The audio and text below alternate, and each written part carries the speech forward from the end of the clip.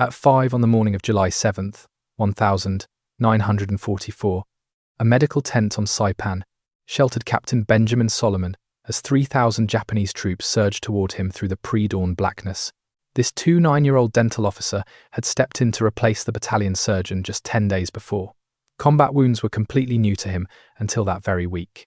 At that moment, 30 bleeding soldiers lay in his tent, with only 50 yards of exposed shoreline separating them from 4,000 charging enemy forces.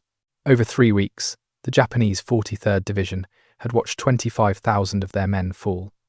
Those who remained were starving, injured, and nearly out of bullets. Their commanding officer had issued one final directive: strike at first light, take down 10 Americans apiece, embrace an honourable death. Rifles were standard for most. Others carried only bayonets lashed to poles. A handful gripped stones. They understood this dawn would be their last. Salomon had positioned his medical station just behind the advance foxholes close to Tanipag village. 2 machine gunners stood watch over the tent. At 4:45, initial cries pierced the beach air. Enemy infantry flooded through American defences like water breaching a fractured barrier. The 105th Infantry's 1st and 2nd Battalions attempted to maintain their positions. They started with 1,100 soldiers. In less than 60 minutes, 300 had already perished or were bleeding into the sand. The injured arrived rapidly. They entered, crawling beneath tent flaps, stumbled in, clutching their own intestines, were hauled in by companions who immediately rushed back into combat. Salomon addressed abdominal injuries, punctured lung wounds, soldiers missing limbs. His movements were swift and precise: clamp, stitch, morphine injection, and move to the next casualty. The tent became thick with the mingled scents of blood, gunpowder, and terror. Blood saturated the dirt beneath them, transforming the ground into slick mud. Solomon's boots caught with each footstep. He moved among the wounded, checking vital signs, making rapid assessments about who might survive, who required immediate evacuation to the rear hospital, who wouldn't last another 10 minutes. The chaos beyond intensified. Rifle reports burst from machine guns, detonating grenades. Screams in both English and Japanese filled the air. The tent's canvas walls trembled from nearby mortar strikes. Debris fell from the supporting poles, yet Salomon maintained his focus. Even as the earth shook, his hands remained steady. Then an enemy soldier materialized at the tent opening. He stepped over an injured American and drove his bayonet into the man nearest the canvas barrier. Salomon glanced up from his current patient, registered the threat, dropped into a crouch, seized an M1 rifle, and fired a single shot. The Japanese soldier collapsed. Salomon immediately returned his attention to his patient and continued his work. 2 additional enemy soldiers pushed through the entrance. American troops stationed near the flaps shot both of them down. 4 more crawled beneath the tent walls, entering quickly with blades and bayonets. Salomon found himself isolated. His medical assistants were occupied loading casualties onto stretchers. The soldiers capable of fighting were already engaged outside. The first attacker wielded a knife. Salomon kicked it from his grasp, shot the second attacker in the torso, drove his bayonet through the third man's ribcage. The fourth rushed him with a bayonet. Solomon's ammunition had run out. He struck the man with a headbutt, driving his forehead into the soldier's nose and mouth. The enemy soldier stumbled backward. A wounded American on a stretcher drew his .45 caliber sidearm and ended the threat. Salomon surveyed his medical tent. Blood covered every surface. Wounded men attempted to crawl towards safety. Dead enemy soldiers littered the dirt floor. The canvas walls continued shaking from external explosions. More Japanese voices drew nearer. He reached a decision. He ordered a complete evacuation. Those who could walk assisted in carrying those who couldn't. Medical staff grabbed stretchers, lifting patients as carefully as possible while bullets whistled overhead. The final orderly glanced back as he ducked through the tent opening, witnessing Salomon grab a rifle from one of the casualties, check its magazine, turn toward the entrance, and rush outside. 30 feet from the tent, 4 Americans had been operating a Browning M1917 machine gun from a sandbag emplacement. All 4 lay dead. Japanese soldiers were streaming past their position. Salomon sprinted to the weapon, dropped behind it, and opened fire. The Browning was a water-cooled 30 caliber machine gun, weighing 41 pounds without water, capable of firing 450 rounds each minute.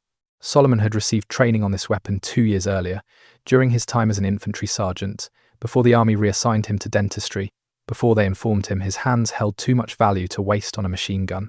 If you want to learn how this dental officer held back thousands of attacking enemy troops, please hit that like button. It supports our effort to share more overlooked stories like Ben's. Please subscribe if you haven't done so already. Back to Salomon. He fired in measured bursts, sweeping left to right across the advancing wave of Japanese infantry. The weapon kicked against his shoulder. Empty brass casings accumulated at his feet. Enemy soldiers dropped in clusters, 10, then 20, then 30. Yet they continued advancing, climbing over their fallen comrades to reach American positions.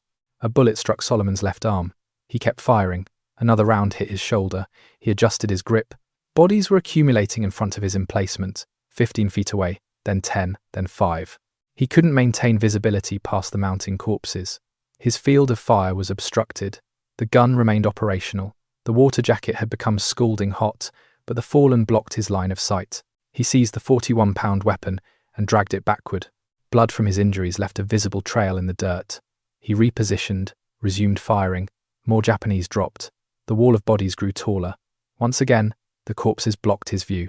Once again, he relocated the gun. 4 times he would haul that heavy weapon to a new firing position. 4 times he would leave a blood trail behind him. Each time, the enemy persisted through the darkness. The sun began rising over Saipan. Solomon's battle was only beginning. Benjamin Salomon hadn't intended to become a military man. He'd completed USC dental school in 1937, established a practice in Los Angeles, served movie stars and business executives, earned good income, had a secure future awaiting him. Then September 1940 arrived. The Selective Service Act became law. His draft notification came 2 weeks later. He reported as an infantry private. The army examined his records, noted he was a dentist, informed him he'd transfer to the dental corps within months. Salomon requested to remain in infantry. The army refused. He disregarded them, continued training with his rifle company. He stood 5'9" tall, weighed 160 pounds. Not particularly large, but he moved quickly and learned rapidly. At the rifle range, he qualified as an expert marksman with both the M1 rifle and the .45 caliber pistol, hitting targets other soldiers missed. His company commander took notice and began using him as an instructor for fresh recruits. Within a year, Salomon achieved sergeant rank and was placed in command of a machine gun section. The Browning M1917 became his weapon. He could strip it while blindfolded, clear malfunctions in seconds, taught his gunners proper traversal and coordinated burst fire. His section maintained the lowest equipment failure rate in the entire battalion. His commanding officer called him the finest all-around soldier in the regiment. Then August 1942 brought new orders. The army was transferring him to the dental corps, promoting him to first lieutenant. Salomon attempted to decline, stating his preference to stay with his gun team. The army dismissed his preferences. A month later, he wore dental corps insignia and worked on soldiers' teeth in Hawaii. He despised it. His mornings involved extracting wisdom teeth and filling cavities. His afternoons were spent running alongside the infantry companies. He participated in every training march, every physical fitness assessment, competing against frontline soldiers half his age and typically outperforming them. His fellow dental officers considered him irrational. The infantry officers appreciated him.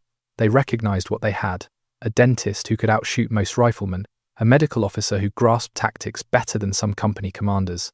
In May 1943, he received assignment to the 105th Infantry Regiment as regimental dental officer. He made captain in January 1944. He continued running with the troops, competing in marksmanship competitions, teaching infantry tactics to anyone willing to learn. When the regiment deployed to Saipan in June, Salomon accompanied them. The 27th Infantry Division landed on the beaches June 15th. The combat exceeded everyone's expectations in severity. Japanese defenders had fortified Mount Tapukau, excavated caves into the cliffs, constructed bunkers with overlapping fire zones. Every 100 yards extracted American casualties. The 2nd Battalion absorbed the heaviest losses. The battalion pushed through sugarcane fields and jungle vegetation, sustaining casualties from hidden snipers, from mortar fire, from machine gun positions concealed in the rocks. They lost 30 soldiers in the initial week, 50 inches the second week. On June 22nd, a Japanese mortar shell struck the battalion command post, killing 2 men and wounding the battalion surgeon. Shrapnel tore through his leg. He couldn't walk, couldn't perform surgery, required evacuation. The battalion commander needed a replacement. He asked who could manage combat surgery. Someone mentioned Salomon. The captain was a dentist, but he possessed steady hands, understood basic anatomy, could handle stress, had completed additional medical training in Hawaii. Salomon volunteered without hesitation. Finally, he'd received his opportunity to serve at the front lines. He established aid stations behind the advancing infantry, treated collapsed lung wounds, amputated ruined limbs, worked under fire, remained composed when mortars landed close enough to shower his tent with debris. The wounded soldiers trusted him, called him Doc, didn't care that his training focused on fixing teeth rather than bullet wounds. The officers respected him, observed he worked more efficiently under pressure than most surgeons. After 10 days, he'd preserved dozens of lives. Some were lost as well, those who arrived with half their chest destroyed, those who'd hemorrhaged too severely before reaching him. He did what he could, moved forward to the next casualty, lacked time to dwell on those he couldn't save. Then July 6th arrived. Intelligence reports warned of a major Japanese offensive. The entire 43rd Division was trapped in the northern section of the island. 30,000 men 3 weeks prior, now perhaps 5,000 remained. Starving, desperate, no escape from the island possible. American commanders anticipated a banzai charge, the largest one yet. Every battalion reinforced their defences, fixed bayonets, stacked extra ammunition in the foxholes, deepened their fighting positions, established overlapping fire zones. Machine gunners inspected their weapons 3 times, ensuring the water jackets were filled, ensuring the ammunition belts fed smoothly. That evening, Solomon's aid station sat 50 yards behind the forward line, a small tent, 2 machine gunners for security, 30 yards from the beach. He had bandages prepared, plasma, morphine, surgical instruments arranged on a field table. He anticipated perhaps 20 casualties in the first hour. He had no conception of what was actually approaching. At 4:45, the screaming began. Thousands of voices in the darkness. The Japanese advanced in waves, crashed into American positions like a human tsunami. Then enemy soldiers, who wanted them all dead. Now Salomon sat behind a machine gun, firing at shadows in the pre-dawn darkness, already wounded twice, the ammunition belt running low. And somewhere out there in the blackness, thousands more Japanese soldiers were charging directly toward him. The Browning M1917 had been designed during the First World War. It weighed 41 pounds with an empty water jacket. Add water, and it reached 93 pounds. The tripod added another 53 pounds. Total weight, 146 pounds, for a complete system. It required a 4-man crew to move it efficiently. Salomon was hauling it alone while bleeding from multiple gunshot injuries. The gun utilized 30 caliber ammunition, identical to the M1 rifle. Each round measured 3 inches long, weighed half an ounce, exited the barrel at 2,800 feet per second, could penetrate a man at 500 yards, could kill at 1,500 yards if the shooter possessed the knowledge. Salomon possessed that knowledge. He'd repositioned the gun twice already. Each time the bodies accumulated, each time he lost his field of fire. Now he was relocating again. He grabbed the barrel jacket, burned his hands on the superheated metal, refused to release it, dragged the weapon backward 10 feet, left a blood trail in the dirt, dropped behind it, resumed firing. The sun was rising. He could see them now, not just shadows and muzzle flashes but actual human beings. Japanese infantry in torn uniforms, some wearing only loincloths, many already wounded with bandages on their heads, arms in slings. They advanced regardless, screaming, bayonets raised, eyes wide with desperation and fury. Salomon fired in 3-round bursts, traversing left, then right. Each burst dropped 1 or 2 attackers. They fell in heaps. Those behind climbed over, using the corpses as cover, advancing through the expanding wall of their own dead. Some reached within 20 feet of his position before the bullets found them. His left arm wasn't functioning properly. The bullet had damaged something critical, muscle or nerve. He couldn't raise it above his shoulder. He used his right hand to operate the trigger, used his left to stabilize the gun. He ignored the pain, ignored the blood streaming down his sleeve, focused on the targets. More bullets struck him, one through his right thigh, another in his lower abdomen, another in his chest. Each impact felt like being struck with a sledgehammer, knocked the wind from him, made his vision blur. He blinked, shook his head, continued firing. The gun remained operational. He still had ammunition. He still had targets. Behind him, the American lines were collapsing. The 1st Battalion had been overwhelmed in the first hour. The 2nd Battalion was fighting hand-to-hand in their foxholes. Men were dying in groups, entire squads eliminated. The Japanese pushed deeper into American positions, reached the battalion command post, killed the staff officers, captured the radio equipment. But the wounded were escaping. The men Salomon had evacuated from his tent were crawling toward the rear. being carried by medics who'd followed his orders, making it to the regimental aid station a quarter-mile back. 30 men who would have perished in that tent if he hadn't held this position. 30 men who might survive because a dentist remembered how to operate a machine gun. The Japanese commander had ordered his men to break through at any cost. The number of casualties didn't matter. They just had to penetrate the American lines, reach the artillery positions, destroy the guns, kill everyone they could locate, die with honor. His troops were executing orders. 4,000 men charging into machine gun fire, dying in waves, yet still advancing. Solomon's ammunition belt was running low, maybe 200 rounds remaining. He could see at least 300 Japanese soldiers still approaching his position, more behind them. The mathematics didn't work. He would exhaust his bullets before he exhausted his targets. His chest wound was serious. He could feel it. Breathing was becoming more difficult. Each breath rattled. Blood in his lungs, most likely. He'd witnessed enough chest wounds to understand what that signified. Hours, perhaps not days. Perhaps not even hours. But those 30 men needed more time. The medics needed to transport them farther back. The regimental aid station needed to establish triage, prepare for the casualties still arriving. Every minute he maintained this position bought them time, bought them lives. He fired another burst. 5 rounds. 3 Japanese soldiers dropped. 2 kept advancing. He adjusted his aim, fired again. They fell. More appeared behind them, always more behind them. A bayonet thrust came from his left. He hadn't noticed the soldier crawling through the bodies. The blade caught him in the side, drove between his ribs. He twisted away. The soldier attempted to stab him again. Salomon grabbed the rifle barrel with his left hand. His weak hand, the one that barely functioned, used it to deflect the bayonet aside. Used his right hand to draw his .45 caliber pistol, fired 3 times into the soldier's chest. The man collapsed across the sandbags. Salomon dropped the pistol, grabbed the machine gun again, resumed firing. His vision was fading, growing darker around the edges. Shock, probably blood loss, the chest wound, all of it combined. He blinked hard, attempted to focus. The targets were right there, 20 feet away, 10 feet, still approaching. The gun was nearly empty. The water in the jacket was boiling. Steam hissed from the valve. The barrel was probably warped from sustained fire. It didn't matter. It was still shooting. He was still shooting, and the Japanese were still dying in front of his position. Then the ammunition belt ran out. Salomon looked at the empty ammunition belt, looked at the Japanese soldiers, still advancing, looked at his pistol lying on the sandbags. 3 rounds left, maybe 4 if he was fortunate. He'd lost count after shooting the soldier with the bayonet. He grabbed the pistol, aimed at the nearest target 15 feet away, fired. The soldier dropped. Aimed at another, fired. Another dropped. 2 rounds left, maybe 1. He couldn't remember.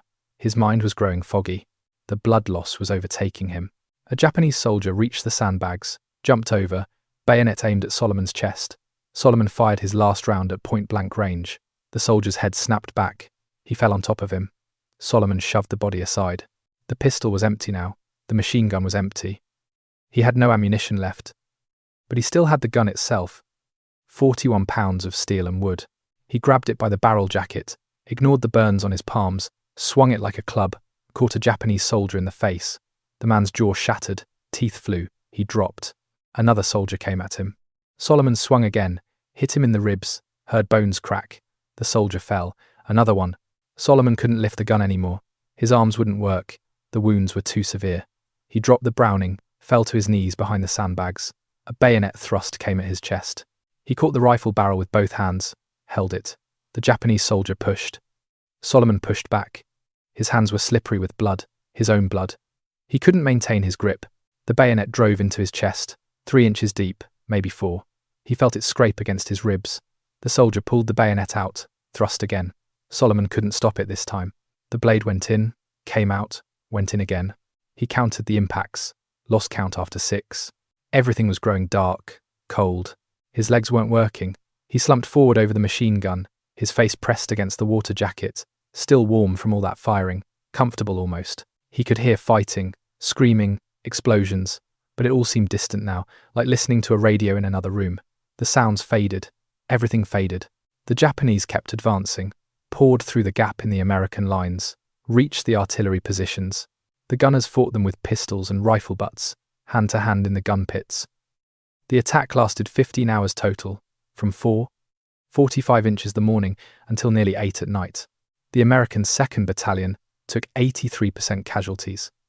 919 men dead or seriously wounded out of 1,118 total. The 1st Battalion lost almost as many. But they held. The Japanese attack failed.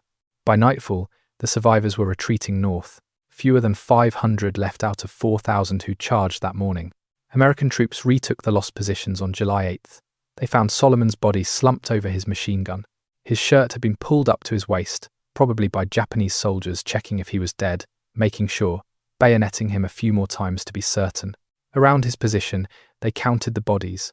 98 Japanese soldiers laid dead in front of his gun, piled 3 and 4 deep in some places. The counting party followed the blood trail, found where he'd moved the gun once, twice, 3 times, 4 times total, each time dragging that 93-pound weapon while bleeding from fatal wounds, each time setting up and firing again. Captain Edmund Love was the 27th Division historian. He walked through the scene with the counting party, saw the blood, saw the bodies, saw the empty ammunition belts, and spent brass casings scattered everywhere. He started taking notes immediately. This was a Medal of Honor action, no question. They examined Solomon's body, counted the wounds. 76 bullet holes, multiple bayonet wounds, too many to count accurately. The division surgeon came forward, looked at the wounds carefully, made an estimate. 24 of the wounds had happened while Salomon was still alive. The rest came after he was already dead, after he'd slumped over that gun. Love collected eyewitness statements, found the medics who'd evacuated the wounded from the tent, found soldiers who'd seen Salomon run to the machine gun, found the ones who'd watched him fire into the Japanese attack. He compiled everything, wrote the Medal of Honor recommendation, submitted it up the chain of command. Major General George Greiner read the recommendation, read it again, called his staff together. They discussed it for an hour. Then Greiner made his decision. He denied the award. His reasoning was straightforward. Salomon had been wearing a Red Cross brassard on his arm. He was a medical officer. Under the Geneva Convention, medical personnel cannot bear arms against the enemy. Salomon had not only carried arms, he'd manned a machine gun, a crew-served weapon, killed nearly 100 enemy soldiers that violated the rules. Love was furious, argued that Salomon had acted in defense of his patients, that he'd removed the brassard before taking up arms, that the Geneva Convention allowed medical personnel to defend themselves and their patients. Greiner wouldn't budge. The recommendation was denied, filed away, forgotten. The war moved on. The 27th Division left Saipan, fought on Okinawa, lost more men. Love kept his notes, kept the witness statements, kept thinking about Ben Salomon lying dead over that machine gun, about those 98 Japanese soldiers he'd killed, about the 30 wounded Americans he'd saved. 1,945 came. The war ended. The division went home. Love went back to civilian life, but he couldn't let it go. That denial still burned. 7 years later, he tried again. In 1951, Love resubmitted the Medal of Honor recommendation. He'd left the army, was working as a writer, but he still had all his notes from Saipan, all the witness statements, the photographs of Solomon's body, the count of 98 dead Japanese soldiers. He typed up a new recommendation, sent it through the office of the Chief of Military History. 6 months later, it came back denied again. New reason this time. The time limit for submitting World War II awards had expired. There was a deadline, 5 years after the end of hostilities. That deadline had passed in 1950. Too late now. File closed. Love tried to argue, said the original recommendation had been submitted in 1944 during the war, within days of the action. That should count. The army disagreed. The original recommendation had been denied. This was a new submission. New submissions had to follow the time limit. Case closed. He put the file away, went on with his life. But he never forgot, never stopped thinking about it. That dentist, who'd saved 30 men, who'd killed 98 enemies, who died alone behind a machine gun while the rest of his battalion retreated, who got nothing for it except a grave at Forest Lawn Memorial Park. The years passed. The Korean War came and went. Vietnam started. The army got bigger, got smaller, changed uniforms, changed tactics, changed everything except its decision about Ben Salomon. Then in 1969, someone else tried. Lieutenant General Howard Jennings, the Surgeon General of the United States Army. He'd heard about Salomon, read Love's original report, decided this was wrong. A medical officer had saved lives and taken lives and got punished for it by being denied recognition. Jennings submitted a new Medal of Honor recommendation. It moved up the chain, reached Stanley Resor, the Secretary of the Army. Resor read the file, read the witness statements, read about the 98 dead enemies, about the 4 times Salomon moved that gun, about the 76 bullet wounds. Resor approved it, forwarded the recommendation to the Secretary of Defense. The Secretary of Defense sat on it for 2 years, didn't approve, didn't deny, just sat there on someone's desk gathering dust. Then in 1972, it came back denied again. The reason was vague, based on circumstantial information, not enough direct witnesses, too much time had passed, the usual bureaucratic language that meant no without saying no. Jennings was furious, tried to push it through again, got stonewalled. The Defense Department wouldn't budge. By this point, most of the witnesses were dead. The 2nd Battalion had taken heavy casualties on Okinawa. Only about 30 men from the Saipan battle survived the entire war. Most were scattered across the country now, hard to find, hard to verify their stories decades later. The army tried to honor Salomon in other ways. In 1973, they dedicated a dental clinic at Fort Benning to his memory, named it the Captain Ben L. Salomon Dental Clinic, put up a plaque with his story. It was something, but it wasn't the Medal of Honor. USC kept his memory alive as well. The dental school had a display, photographs of him in uniform, his dental degree, a replica of his captain's bars.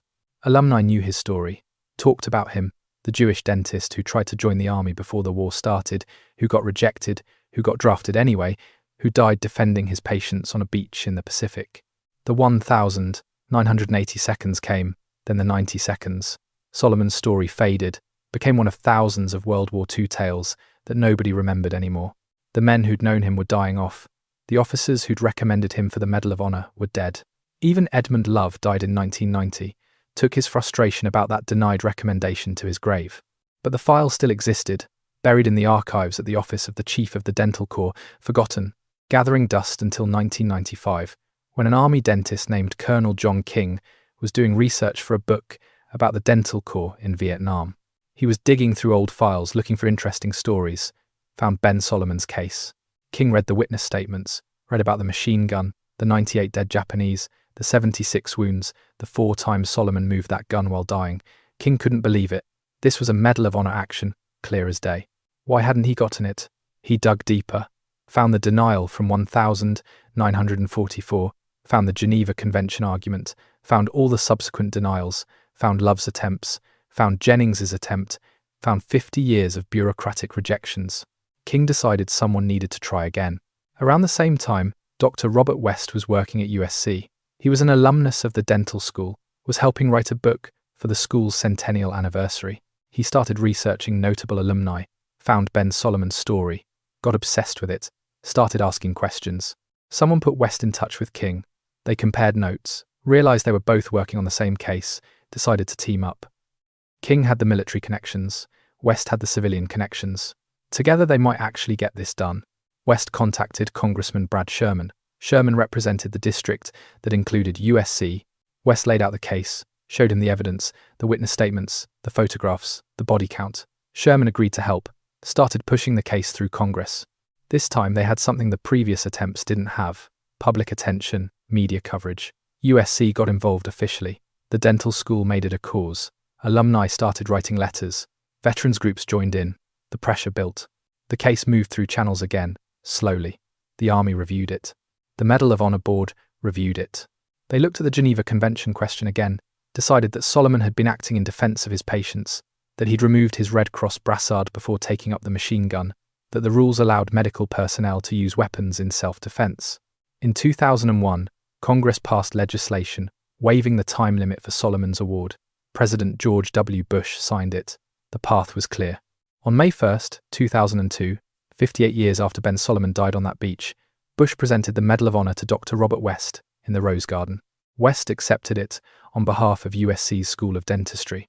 The ceremony took place in the Rose Garden on a sunny May afternoon. President Bush stood at the podium. Dr. Robert West stood beside him. Veterans from the 27th Infantry Division were in the audience, some in wheelchairs now, some using canes, all in their 80 seconds, all remembering Saipan. Bush read the citation, every word of it. Captain Ben L. Salomon was serving at Saipan in the Marianas Islands on July 7, 1944, as the surgeon for the 2nd Battalion, 105th Infantry Regiment, 27th Infantry Division. The regiment's 1st and 2nd Battalions were attacked by an overwhelming force, estimated between 3,000 and 5,000 Japanese soldiers.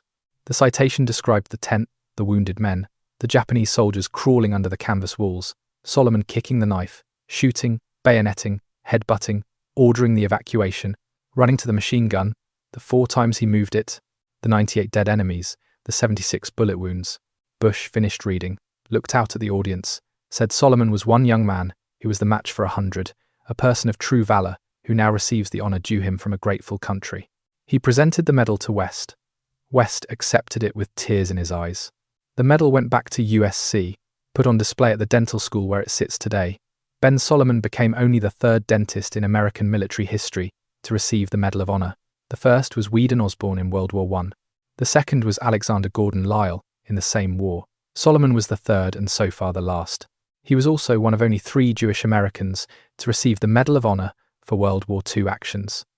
The other 2 were Raymond Zussman and Ben Salomon. All 3 fought in different theaters. All 3 performed actions far beyond normal duty. All 3 survived in memory long after they died in battle. 2 other men received the Medal of Honor for actions during that same banzai attack on July 7th. Lieutenant Colonel William O'Brien commanded the 1st Battalion. When the Japanese overran his position, he manned a jeep-mounted machine gun, killed dozens of attackers, got shot multiple times, kept fighting, died, still firing his pistol at advancing Japanese soldiers. Private First Class Thomas Baker was a rifleman in the same battalion, got shot in the initial attack, too badly wounded to move. His squad tried to carry him. He refused, told them to leave him. They propped him against a tree, left him a pistol with 8 rounds. When they came back the next day, they found him dead. His pistol was empty. 8 dead Japanese soldiers lay around his position. O'Brien and Baker both got the Medal of Honor in 1945, right after the war ended. No questions about Geneva Conventions, no debates about medical personnel, no 58-year wait, just immediate recognition for immediate heroism. Salomon had to wait because he was a dentist who'd picked up a gun. The citation that finally came made him one of fewer than 4,000 Americans who've received the Medal of Honor since it was created in 1861, one of 353 who received it for World War II actions, one of 94 who received it posthumously for actions in the Pacific Theater. His grave at Forest Lawn Memorial Park has a new marker now. Lists his rank, his unit, his Medal of Honor. Visitors come sometimes, leave coins on the headstone like they do at military graves. Quarters mostly means someone who served with the deceased came to pay respects. Ben Salomon gets a lot of quarters. USC added his name to their Veterans Memorial. The dental school made his story part of their standard curriculum. Every incoming class learns about him, about the dentist who wanted to be an infantryman, who got forced into dentistry by the army, who ended up doing both jobs on the same day. The army uses his story in training now. Combat medics learn about him, about the line between being a non-combatant and defending your patients, about when it's acceptable to take up arms, about what it means to hold a position alone against overwhelming odds. Military historians study that banzai attack, the largest of the Pacific War, 4,000 attackers, 15 hours of fighting, 83% casualties in 2 American battalions. It was the kind of desperate suicidal assault that characterized the last year of the Pacific Campaign, the kind that made American commanders realize invading Japan itself would cost hundreds of thousands of lives, the kind that led directly to the decision to use atomic bombs. Saipan changed the war, gave America air bases within bombing range of Japan, led to the B-29 raids on Tokyo, led to the firebombing that killed more civilians than both atomic bombs combined, led to Japan's eventual surrender. Ben Salomon died in the battle that made all of that possible. His battalion was rebuilt after Saipan, got replacements, trained them, shipped them to Okinawa, fought there too, lost more men. The survivors went home when the war ended, scattered across America, went to college on the GI Bill, started families, started businesses, got old, started dying off.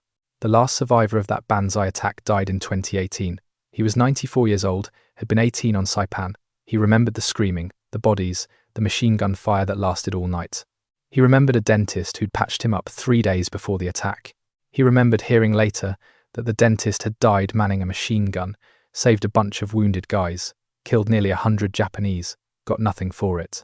When they told him in 2002 that Salomon finally got his medal, he cried, said it was about time, said Ben had saved his life twice. Once, by patching his wounds. Once by holding that machine gun position long enough for the medics to get him out. He said he'd waited 60 years to see that dentist get recognized. Now they're all gone. The men who fought on Saipan, the men who saw Solomon die, the men who counted those 98 bodies, all dead. Only the records remain. The witness statements, the photographs, the citation, the medal at USC, and one question that nobody alive can answer anymore. What was going through Ben Solomon's mind during those final minutes? He knew he was dying. The chest wound told him that, the blood in his lungs, the way breathing got harder with each minute. He treated enough chest wounds to recognize the signs. Hours at best, maybe less, probably less given how much blood he was losing from the other wounds. He knew his patients were getting away. The medics had followed his orders, evacuated the tent, carried the wounded toward the regimental aid station. Every minute he held this position gave them more distance, more time, better odds of survival. He knew the math. 30 wounded men versus 1 dentist. Easy calculation. 30 lives worth more than 1. He'd made that calculation dozens of times in the past week. Which patient gets the plasma? Which patient gets evacuated first? Which patient gets the morphine? Always calculating, always choosing. This was just another choice. He knew the gun, had trained on it for a year before the army made him a dentist, knew how to clear jams, knew how to traverse, knew how to fire in controlled bursts to prevent overheating, knew all of it. The muscle memory was still there, even after 2 years of pulling teeth instead of triggers. He knew he wasn't going home. That was clear from the start, from the moment he ran to that machine gun, from the moment he saw how many Japanese were attacking, 4,000 soldiers charging toward a few hundred Americans. The only question was how long he could hold, how many he could kill, how much time he could buy. But what else did he think about in those final minutes? What goes through a man's mind when he knows death is coming and keeps fighting anyway? Maybe he thought about his family, his parents back in Milwaukee, wondered if they'd ever know how he died, if they'd get a telegram saying killed in action, if they'd understand what that meant, if they'd be proud or just sad.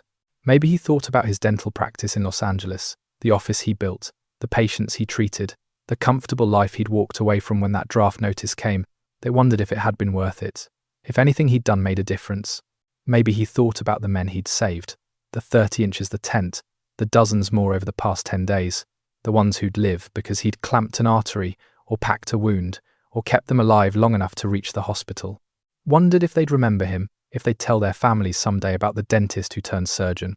Maybe he thought about the men he couldn't save, the ones who died on his operating table, the ones who'd bled out before reaching him, the ones he'd given morphine and told them it would be okay when he knew it wouldn't. The guilt that comes with being a doctor, with having to choose.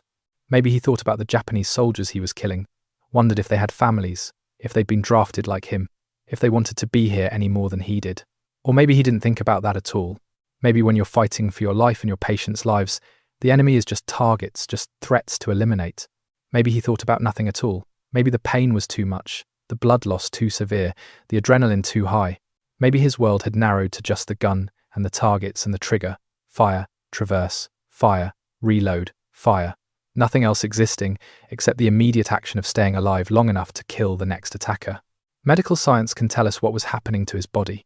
The 76 bullet wounds, the bayonet wounds, the blood loss, the shock, the way his organs were shutting down one by one, heart rate increasing as blood pressure dropped, breathing becoming rapid and shallow, vision narrowing, consciousness fading. A human body holds about 5 liters of blood. Lose 30% and you go into hemorrhagic shock.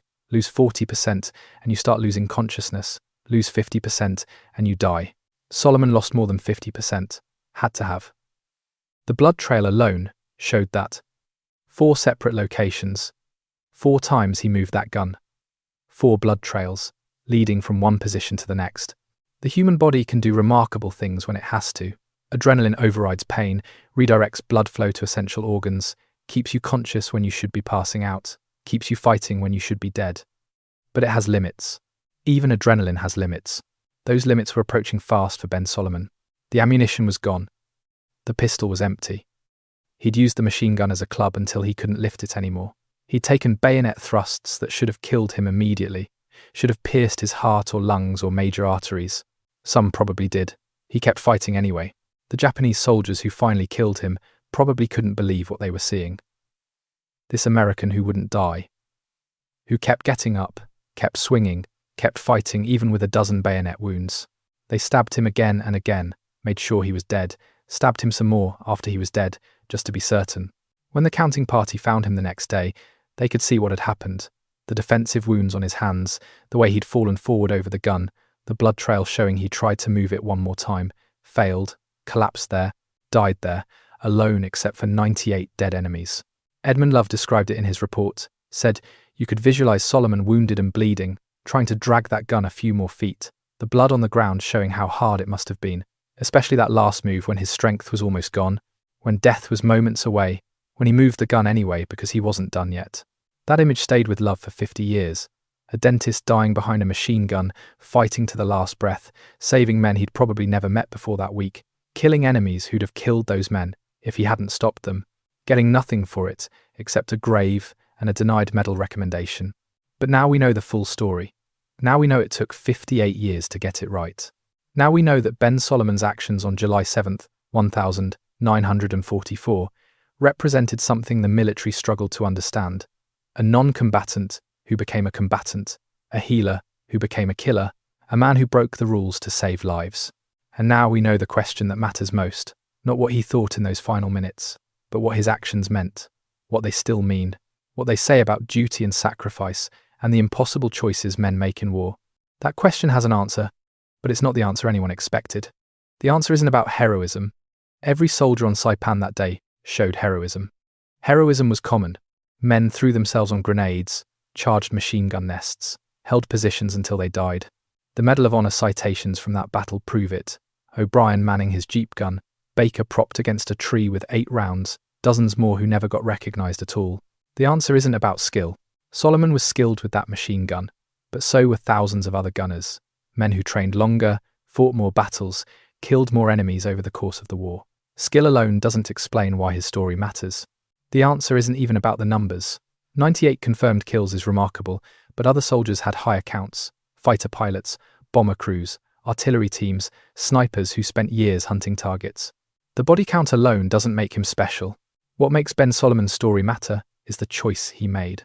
He was a non-combatant, wore a Red Cross brassard, protected under the Geneva Convention, could have evacuated with his patients, should have evacuated. That was the regulation. That was the rule. Medical personnel don't fight, they heal. But his patients couldn't move fast enough. The Japanese were coming too fast. Someone had to slow them down. Someone had to buy time. The 4 machine gunners were already dead. Nobody else was available. So the dentist made a choice. He removed his Red Cross brassard. That part matters. He didn't fight as a protected medical officer. He fought as a combatant, gave up his protection under international law, made himself a legitimate target, did it knowingly, did it anyway. Then he picked up that gun and became something the army couldn't categorize. Not a medic, not an infantryman, something in between. A healer who killed to protect the ones he'd healed. A non-combatant who chose to become a combatant because the situation demanded it. That's why the army struggled with his Medal of Honor for 58 years. He broke the rules. The rules exist for good reasons.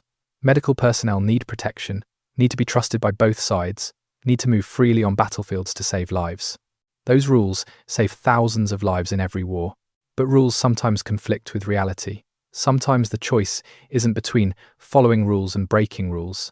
Sometimes the choice is between abandoning patients and protecting them, between dying passive or dying active, between letting 30 men get killed or killing to save them. Salomon chose.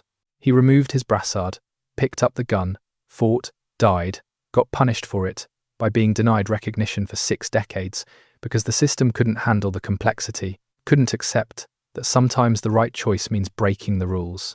The 21st century military understands that now. Combat medics train with weapons, learn when they can use them, when they must use them. The rules evolved because of cases like Solomon's, because reality forced the system to admit that black and white rules don't work in grey situations. But Salomon never knew that. He died thinking he'd done his duty and nothing more. Never knew he'd been recommended for the Medal of Honor. Never knew it got denied. Never knew his case would be argued for 6 decades. Never knew he'd eventually be recognized. He just fought, died, got buried. The 30 men he saved knew, though. They went home, told their families, told their children, said a dentist saved their lives twice. Once with medical treatment, once with a machine gun. Said he was the bravest man they ever met. Said he deserved the Medal of Honor, even if the army disagreed. Those men are gone now. Their children are old. Their grandchildren are middle-aged. But the story survives, because USC kept it alive, because Edmund Love wrote it down, because Robert West refused to let it die, because eventually the system admitted it was wrong. Ben Salomon was born September 1st, 1914. He grew up in Milwaukee, became an Eagle Scout, went to dental school when Jewish students faced quotas at universities, graduated anyway, built a practice, got drafted, tried to fight, got forced to be a dentist, volunteered to be a surgeon, died as an infantryman, got recognized as a hero 58 years too late. He was 29 years old when he died, had been in combat for 10 days, had been a surgeon for 10 days, had been manning that machine gun for 15 hours. He killed 98 enemies, saved 30 friendlies, died alone behind a gun he shouldn't have been using, according to regulations he'd violated to do what was right. That's the story of Captain Benjamin Louis Salomon, the dentist they laughed at until he killed 98 Japanese soldiers with a machine gun and saved 30 American lives by sacrificing his own. If this story moved you the way it moved us, do me a favor, hit that like button. Every single like tells YouTube to show this story to more people. Hit subscribe and turn on notifications. We're rescuing forgotten stories from dusty archives every single day. Stories about dentists and mechanics and pilots who saved lives with courage and sacrifice. Real people, real heroism. Drop a comment right now and tell us where you're watching from. Are you watching from the United States, United Kingdom, Canada, Australia? Our community stretches across the entire world. You're not just a viewer, you're part of keeping these memories alive. Tell us your location. Tell us if someone in your family served. Just let us know you're here. Thank you for watching, and thank you for making sure Ben Salomon doesn't disappear into silence. These men deserve to be remembered, and you're helping make that happen. Claude can make mistakes. Please double-check responses.